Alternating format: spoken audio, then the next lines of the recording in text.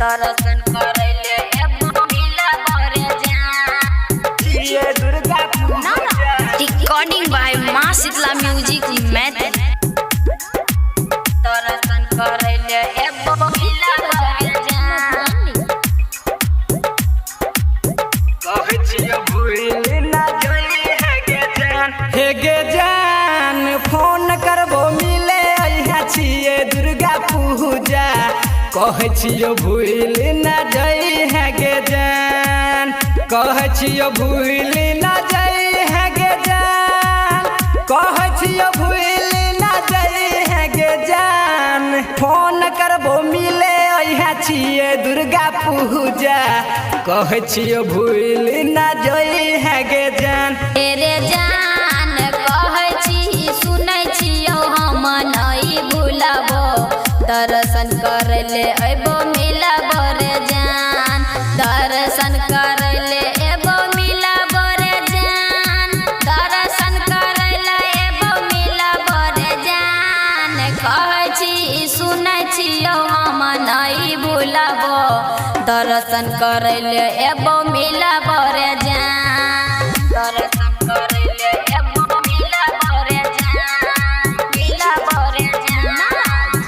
दर्शन करैले एबो मिलबो रे बोलिया रिकॉर्डिंग स्टूडियो कहै छियै भूल ना जाई है गे जान हे गे जान छियै दुर्गा पूजा ओइठन भीड़ हेतै लागल ओइ ढली है ललकी चुनरिया गे जान ओइ ढली है चुनरिया गे जान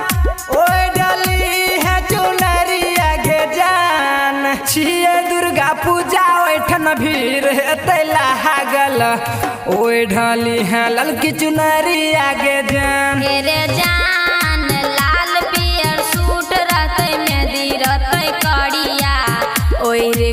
एबो हम चुनरिया रे जान ओइ रे एबो हम चुनरिया रे जान ओइ रे एबो हम चुनरिया रे जान लाल पियर सूट रहतै मेहंदी रहतै करिया ओइ ढेक एबो हम चुनरिया रे जान दर्शन करैले एबो मिलबो रे जान मिलबो रे जान दर्शन करैले एबो मिलबो रे जान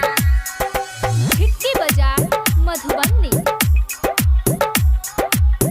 कहै छियै भूल ना जाई है गे जान हे गे जान मैया जी के पूजा करबै लागा के धयनामा हम मांगबै वरदानमा गे जान मांगबै हमें सुने वरदानमा गे जान मांगबै हमें वरदानमा गे जान मैया जी के पूजा करबै लागा के धयनामा हम मांगबै वरदानमा गे जान रे जान मैया जी लकीन लेबै लाल रंग सरिया लाल रंग लेबै चुनरिया रे जान लाल रंग लेबै चुनरिया रे जान लाल रंग लेबै चुनरिया रे जान मैया जी लकीन लेबै लाल रंग सरिया लाल रंग लेबै चुनरिया रे जान लाल रंग लेबै चुनरिया रे जान बोलिया रिकॉर्डिंग स्टूडियो किरतपुर बाजार।